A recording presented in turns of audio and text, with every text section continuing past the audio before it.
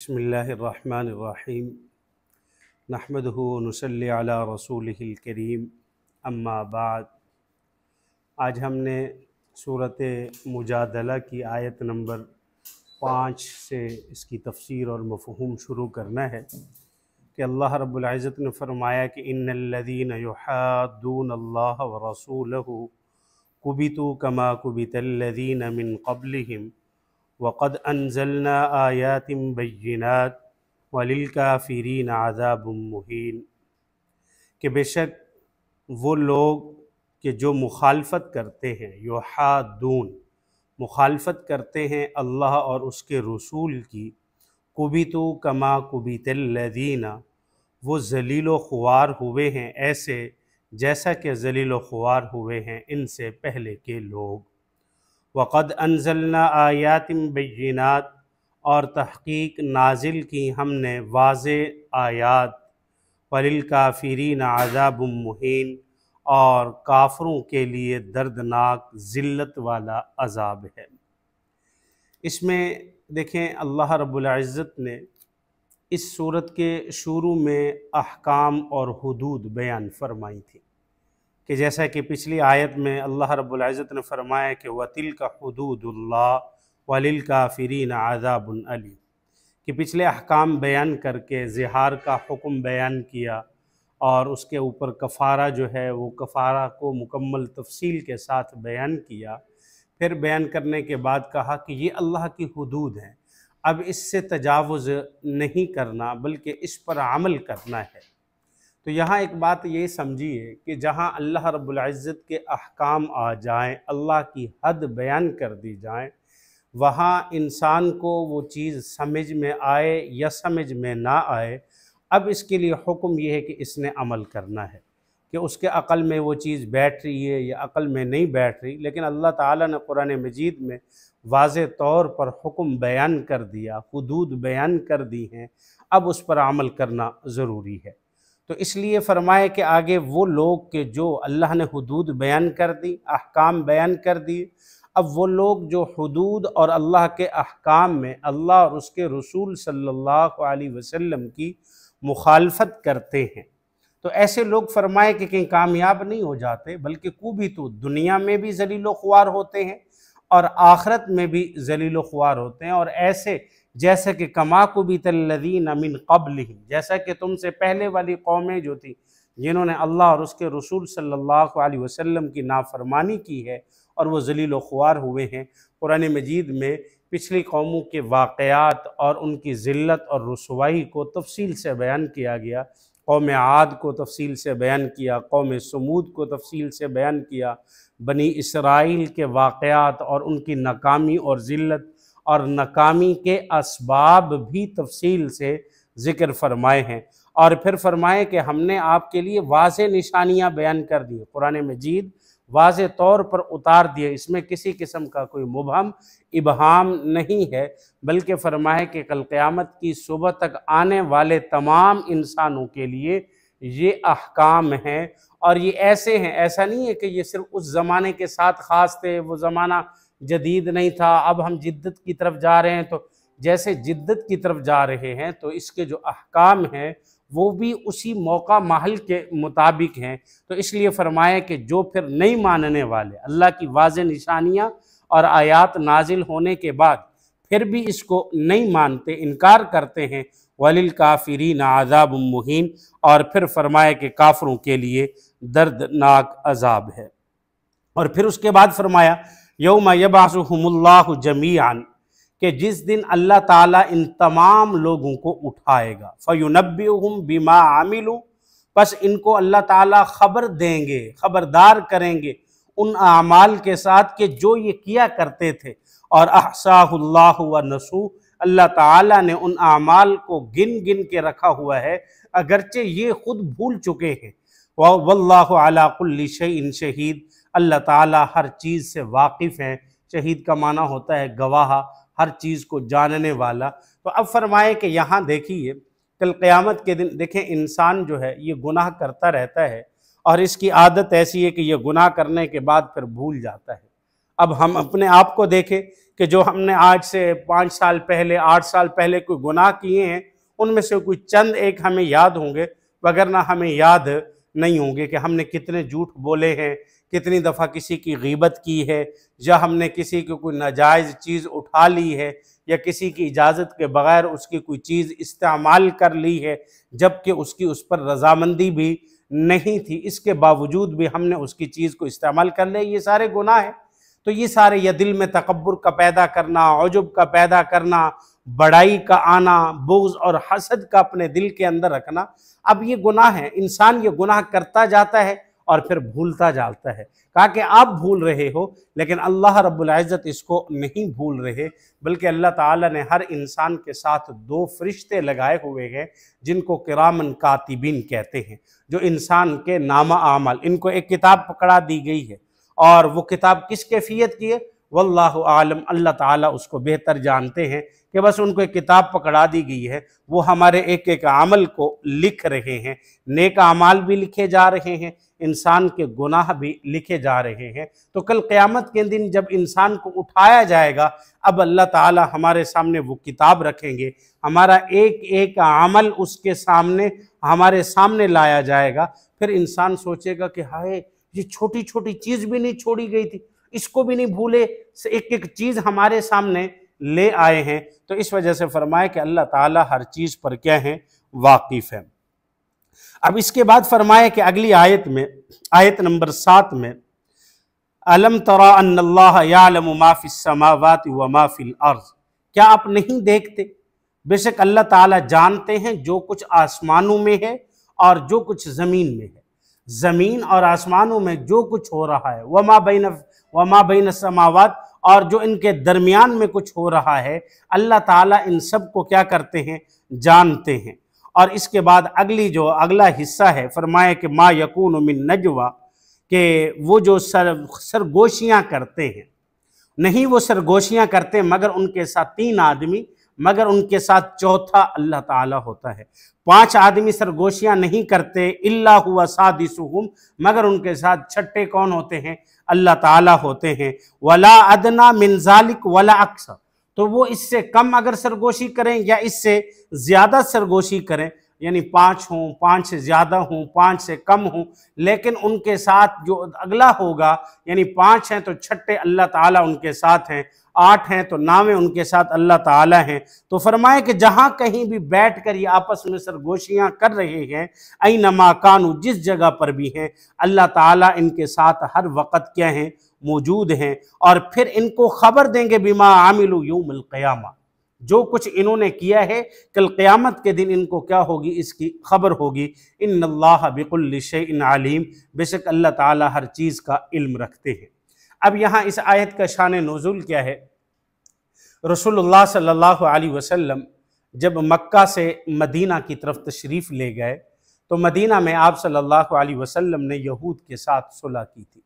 यहूद में बनु नज़ीर और बनु कुरैज़ा, ये 2 बड़े वहाँ ख़ानदान रहते थे, कबाइल रहते थे। आपने इनके साथ सुलह की, क्यों, इसलिए कि जो बहर के दुश्मनों का ख़तरा था, तो आपने वक्ती तौर पे इनके साथ इसलिए सुलह की कि भाई मदीने की, अगर कोई मदीने के ऊपर हमला करेगा तो हम दोनों मिलकर उसकी क्या करेंगे, हिफाजत करेंगे, हम दोनों उसका मुकाबला करेंगे। यही वजह है कि जब ग़ज़वा खंदक का मौका आया सन 5 हिजरी में, तो उस वक़्त इन्होंने गद्दारी की, और जब खंदक से फारिग हुए तो रसूलुल्लाह सल्लल्लाहु अलैहि वसल्लम अभी पहुँचे ही थे, तो आप सल्लल्लाहु अलैहि वसल्लम को हुक्म मिला कि आप बनु कुरैज़ा की तरफ जाएं, जिन्होंने आपके साथ धोखा किया। तो रसूलुल्लाह सल्लल्लाहु अलैहि वसल्लम ने मदीना के यहूद के साथ सुलह की हुई थी। और फिर मदीना के यहूद की ये आदत थी कि जब देखते कि कहीं मुसलमान आपस आ रहा है, कोई 1 आदमी 2 आदमी, तो ये यहूद आपस में जब बैठते तो ये आपस में सरगोशियाँ शुरू कर देते थे। अब वो मुसलमान देखने वाला ये देखता कि भाई जब ये मुझे देखते हैं तो अपने कान में खुसर फुसर शुरू कर देते, ये मेरे ख़िलाफ़ कोई बात कर रहे हैं, या फिर कोई जंग, क्योंकि उस वक़्त मैदान जिहाद था और हर वक़्त जंग किसी न किसी तरफ शुरू थी, तो शायद ये जंगी कोई चालों के मुताल्लिक ज़िक्र कर रहे हैं, या ये है कि भाई वहाँ कोई मामला पेश आया है तो ये उसको मुझसे छुपाने की कोशिश कर रहे हैं। तो इससे मुसलमानों को क्या होती थी, तकलीफ़ होती थी। तो इस पर ये आयत नाजिल हुई हैं। फरमाया कि आपस में जो सरगोशी कर रहे हो, ऐसा ना समझो कि आप हम अकेले सरगोशी कर रहे हैं, बल्कि अल्लाह रब्बुल इज़्ज़त तुम्हारे साथ है। अगर तुम दो आपस में कर रहे हो तो तीसरे अल्लाह ताला है, अगर तुम तीन हो तो इल्ला राबिउहुम, चौथे तुम्हारे साथ कौन है? अल्लाह ताला है। अगर पांच हैं तो छठे तुम्हारे साथ कौन है? इल्ला हुवा सादिसुहुम, छठे तुम्हारे साथ अल्लाह ताला है। तो अल्लाह ताला हर वक़्त इंसान के साथ है, जैसे कि कुरान मजीद में आता है फ़ाइनमा तवल्लु फसम्मा वजहुल्लाह, कि जिस तरफ देखें कि अल्लाह ताला ही है, हर तरफ अल्लाह ताला नज़र आते हैं। अलम यालम बि अन्नल्लाह यरा, कि जब इंसान देखेगा तो उसे हर तरफ क्या नज़र आएंगे? अल्लाह ताला नज़र आएंगे। तो अल्लाह ताला हर वक़्त हर इंसान के साथ अल्लाह मौजूद हैं। अल्लाह ताला हर इंसान के हर फेल और हर कौल से मुकम्मल तौर पर वाकिफ़ हैं। इसके बाद अगली आयत फरमाया कि जिसके अंदर फरमाया कि अलम तरा इलल्लज़ीन नहू अनिन नजवा, फरमाया कि क्या तूने उन लोगों को नहीं देखा जिन्होंने क्या किया है? खुसर पुसर शुरू कर दी, यानी सरगोशियाँ शुरू कर दी हैं। फरमाया कि हमने अल्लज़ीन नहू अनिन नजवा, मना किया है उनको किससे? इन सरगोशियाँ करने से, कि भी सरगोशियाँ नहीं करनी। सुम्मा यऊदून लिमा नहू अन्हु, लेकिन इसके बावजूद भी फिर वही काम करने लग गए जिस काम से हमने इनको क्या किया है? मना किया है। और फिर वो सरगोशियाँ करते थे बिल इस्मी वल उद्वान, गुनाह के बारे में और फिर जुल्म के बारे में और रसूलुल्लाह सल्लल्लाहु अलैहि वसल्लम की नाफरमानी के बारे में। अब देखें, यहाँ चार किस्म के तकरीबन वाक़यात आते हैं। सबसे पहला तो यह है कि यहूद आपस में खुसर पुसर किया करते थे, इस पर कुरान मजीद की आयत नाजिल हुई, पिछली आयत। और फिर दूसरे नंबर पर हदीस मुबारका में आता है कि उस वक़्त मुनाफिकीन भी थे मदीना मुनव्वरा में। मुनाफिकीन का भी एक अलग एक गिरोह होता था और उनकी एक अलग तंजीम होती थी, गोया के वो मुसलमानों के सामने अपने इस्लाम को ज़ाहिर करते और फिर जब कुफ़ार के साथ मिलते, यहूद के साथ मिलते, तो वहाँ वो अपने उन वाले कुफर को ज़ाहिर करते और उनके साथ अपनी हमदर्दियों को जितलाते थे। तो फरमाया कि मुनाफिकीन जब मुसलमानों को देखते तो वो आपस में इस तरह खुसर पुसर शुरू कर देते थे, जिससे मुसलमानों को क्या होती थी? तकलीफ़ होती थी। तो इस वजह से फरमाया कि रसूलुल्लाह सल्लल्लाहु, कुरान मजीद की ये आयत नाजिल हुई कि हमने इनको सरगोशियाँ करने से मना फरमाया, लेकिन इसके बावजूद भी ये दोबारा क्या कर रहे हैं? सरगोशियाँ कर रहे हैं। और फिर सरगोशी भी किसके बारे में करते हैं? ये गुनाह की बातों में, और फिर फरमाए कि उद्वान, जुल्म की बातों में, और अल्लाह और उसके रसूल सल्लल्लाहु अलैहि वसल्लम की मासियत के बारे में ये क्या करते हैं? ये जुल्म करते हैं। अगली फरमाए कि इसी आयत का जो अगला हिस्सा है कि जिसमें फरमाए कि व इज़ा जाऊ का हय्यू का बिमा लम युहय्य, फरमाए कि ये इस आयत का शान नुज़ूल ये है कि एक दफ़ा रसूलुल्लाह सल्लल्लाहु, हज़रत आयशा सिद्दीक़ा रज़ियल्लाहु ताला अन्हा फरमाती हैं कि रसूलुल्लाह सल्लल्लाहु अलैहि वसल्लम के पास एक दफ़ा कुछ यहूद आए और उन्होंने आकर रसूलुल्लाह सल्लल्लाहु अलैहि वसल्लम से पहले सलाम किया, लेकिन सलाम के अल्फाज क्या थे? अस्सलामु अलैकुम। अस्साम का माना होता है हलाकत, अस्सलामु अलैकुम, अस्सलाम का माना है सलामती हो आप पर, आफियत हो आप पर, और अस्सलामु अलैकुम का माना है हलाकत हो। तो इसलिए फरमाए कि सलाम करते हुए अल्फाज का ख्याल किया जाए। कई दफ़ा हम जल्दी में अस्सलामु अलैकुम कह देते हैं, अस्सलामु अलैकुम कह देते हैं, तो यानी ये अल्फाज बिगाड़ के कह देते हैं। कभी शुरू में लाम को ख़त्म कर दिया, या कभी ये है कि आखिर में लाम को ख़त्म कर दिया। तो इस तरीके से अस्सलामु अलैकुम या अस्सलामु अलैकुम ये शरन जायज़ नहीं है, बल्कि रसूलुल्लाह सल्लल्लाहु अलैहि वसल्लम ने सलाम के तरीके सहाबा को सिखाए हैं। हज़रत जाबिर बिन सुलैम रज़ियल्लाहु ताला अन्हु एक सहाबी रसूल हैं। इनके बारे में आता है कि मैं मदीना मुनव्वरा में गया तो मैंने एक जगह पर मजलिस देखी कि लोग जमा हैं, मैं भी वहाँ गया तो एक शख्स वाज कर रहा है और वो जो बात करता है तो सारे लोग उसकी बात को तवज्जो से सुनते हैं और याद करने की कोशिश कर रहे हैं और फिर उसकी एक एक बात पर अमल करने की कोशिश कर रहे हैं। मुझे बड़ा ताज्जुब हुआ, तो मैंने लोगों से पूछा कि ये कौन है, तो उन्होंने कहा कि ये मोहम्मद रसूलुल्लाह सल्लल्लाहु अलैहि वसल्लम है। तो फरमाते हैं कि मैं भी आप थोड़ा सा आगे होकर आपके यहाँ पेश हुआ, और मैंने, क्योंकि उस वक़्त मुझे इस्लाम के मुताल्लिक़ किसी बातों का पता नहीं था, लेकिन अरबी दान थे, तो मैंने इन अल्फाज के साथ सलाम किया, अलैकस्सलाम या रसूलल्लाह सल्लल्लाहु अलैहि वसल्लम।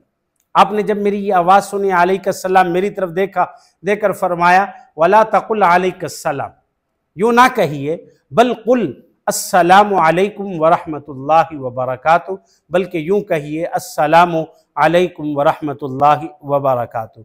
अब यहाँ अंदाज़ा लगाइए, पहली मुलाकात है, पहली मजलिस है, वहाँ इस्लाम के सबसे पहले थोड़ी सी गलती हुई, आपने फ़ौरन उसकी दुरुस्तगी फरमाई।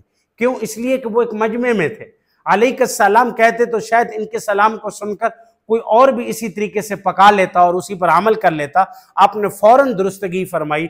इसी वजह से हज़रत उलमा फरमाते हैं कि अगर किसी अहले इल्म को कोई बात गलत नज़र आए, ख़ुसूसन मजलिस के अंदर, या सबके कोई इज्तिमाई गलती हो, तो उसको चाहिए कि वो फ़ौरन इस्लाह की नीयत से, वो तनकीद की नीयत से ना हो, बल्कि इस्लाह की नीयत से उसको फ़ौरन दुरुस्त कर दे। तो आप सल्लल्लाहु अलैहि वसल्लम ने इसको फ़ौरन दुरुस्त फरमाया।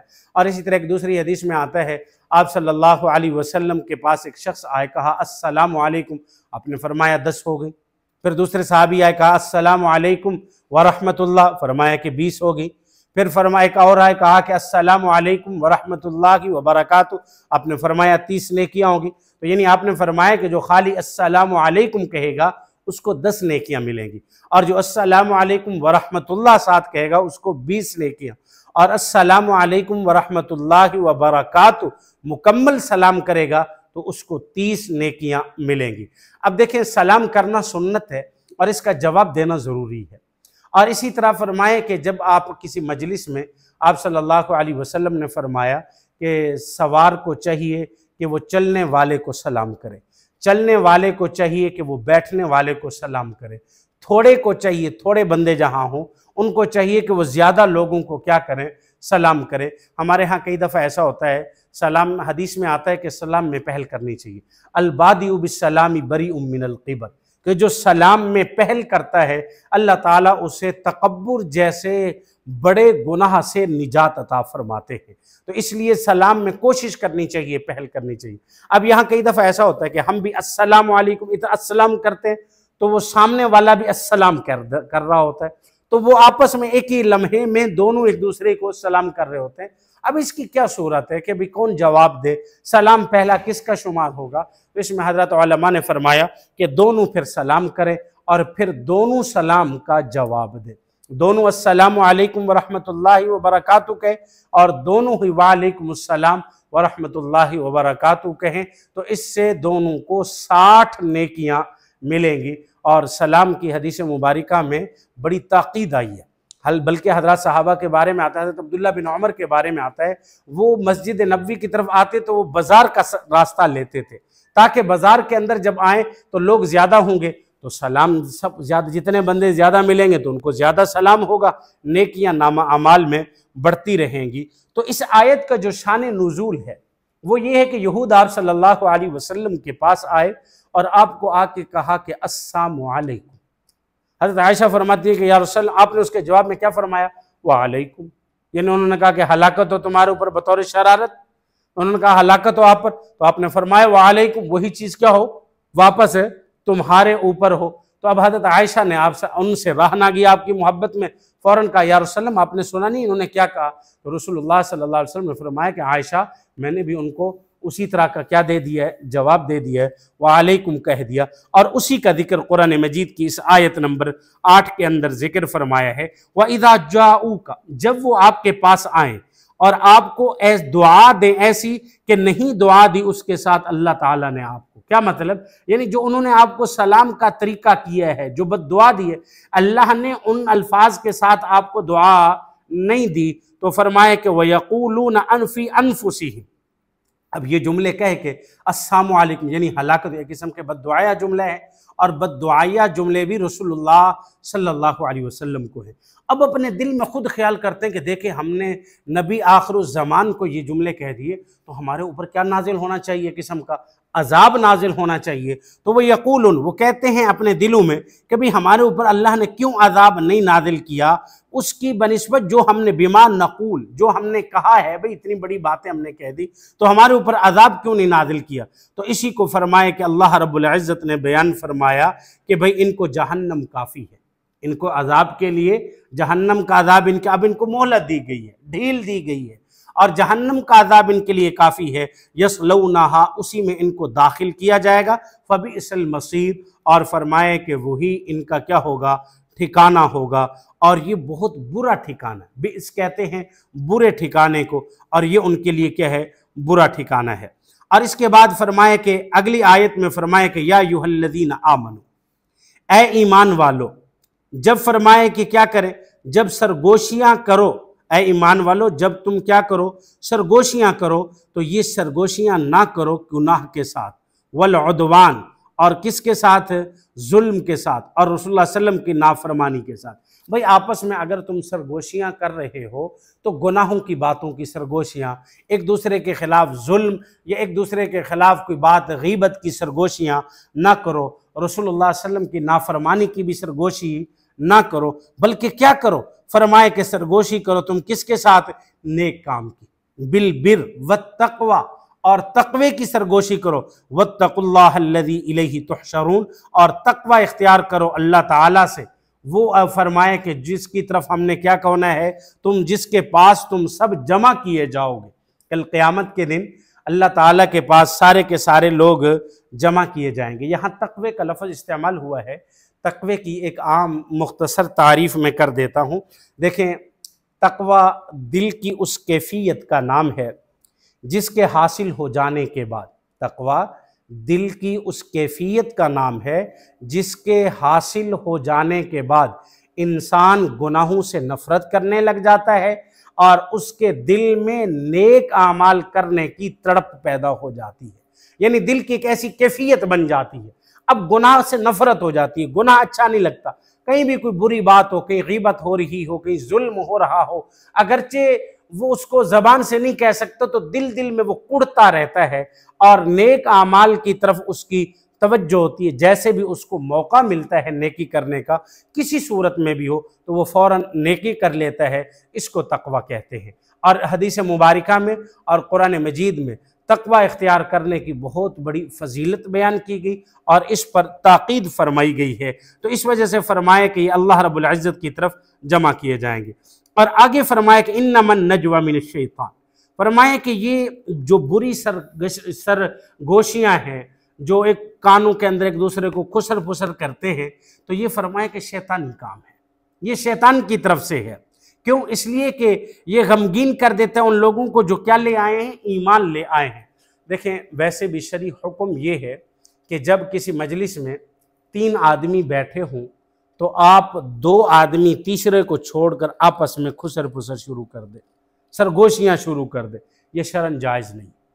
या तो फिर तीनों बैठ के गुफ्तगू करें, या फिर ये है कि भाई कोई गुफ्तगू उस वक़्त सरगोशियाँ, क्यों? इसलिए कि वो तीसरा सोचेगा कि देखो ये मेरे खिलाफ क्या कर रहे हैं, कोई मेरे मुताल्लिक बातें कर रहे हैं, मेरे खिलाफ कर रहे हैं। या इसी तरीके से 4 बैठे हुए हैं, 3 आपस में क्या कर दिए, सरगोशियाँ शुरू कर दी, एक को छोड़ दिया, तो ये दुरुस्त। हाँ, एक बड़ा मजमा है, तो इस बड़े मजमे के अंदर 2-3 उधर आपस में बातें कर रहे हैं, 2-3 इधर बातें कर रहे हैं, 2-3 अलग बातें कर रहे हैं, तो इसमें कोई हर्ज नहीं है। लेकिन 2 आपस में सरगोशियां करें, एक को छोड़ दें, इससे उसको दिली तौर पर एक तकलीफ होती है और तजस्सुस पैदा होता है, कहीं ये मेरे कोई ऐब तो नहीं बयान कर रहे या मुझसे कोई गलती तो नहीं हो गई। तो इस वजह से फरमाया कि ये तकलीफ और शैतानी काम है। इससे रसूलुल्लाह सल्लल्लाहु अलैहि वसल्लम ने और कुरान मजीद ने वाज़ेह तौर पर मना फरमाया। फरमाया कि इन्नमन नजवा मिनश शैतान, कि ये जो सरगोशियां हैं ये करना किसकी तरह, ये क्या है, ये शैतानी फेल है, शैतानी काम है, ताकि इससे क्या हो जाते हैं, गमगीन होते हैं वो लोग जो ईमान ले आए हैं। वलैसा बिज़ारिहिम शैआ, और फरमाए कि ये और अल्लाह ताला ने इस चीज़ की बिल्कुल इजाज़त नहीं दी है, यानी अल्लाह ताला की इजाज़त के बगैर। और फरमाए कि वलैसा बिज़ार, और ये अल्लाह ताला की इजाज़त के बगैर कुछ भी नुकसान नहीं पहुँचा सकते। इल्ला बिइज़्निल्लाह, अल्लाह की इजाज़त के बगैर। यानी आपस में वो जो सरगोशियाँ कर रहे हैं और एक मोमिन ये समझ रहा है कि ये मुझे क्या करेंगे, तकलीफ़ पहुँचाएंगे या मेरे ख़िलाफ़ कोई साजिश हो रही है, तो अल्लाह ताला ने वज़ाहत से फरमाया कि ये अल्लाह की इजाज़त के बगैर आपको कोई तकलीफ़ नहीं पहुँचा सकते। देखें हदीस मुबारका में आता है कि भाई अगर सारे लोग इकट्ठे हो जाएं इस बात पर कि आपको नफ़ा पहुँचाएं, तो वो उतना नफ़ा पहुँचा सकेंगे जितना अल्लाह ने उसके मुक़द्दर में लिख दिया है, उससे ज़ायद कोई नफ़ा नहीं पहुँचा सकेंगे। और अगर सारे लोग इकट्ठे हो जाएं इस बात पर कि इसको नुकसान पहुँचाएं, तो वो उतना पहुँचा सकेंगे जितना अल्लाह ने उसके मुक़द्दर में लिख दिया है, उससे ऊपर कुछ भी नहीं कर सकेंगे। इसी को फरमाया वअलल्लाहि फल्यतवक्कलिल मुमिनून, फरमाया कि और अल्लाह ताला पर मुसलमान को, मोमिन को चाहिए कि वो अल्लाह पर भरोसा करे, अल्लाह पर तवक्ल इख्तियार करे। दुआ कीजिए कि अल्लाह रब्बुल इज़्ज़त हमें नेक आमाल करने की तौफीक अता फरमाए, कुरान मजीद को समझने, समझ कर फिर इस पर अमल करने की तौफीक अता फरमाए। वमा अलैना इल्लल बलाग।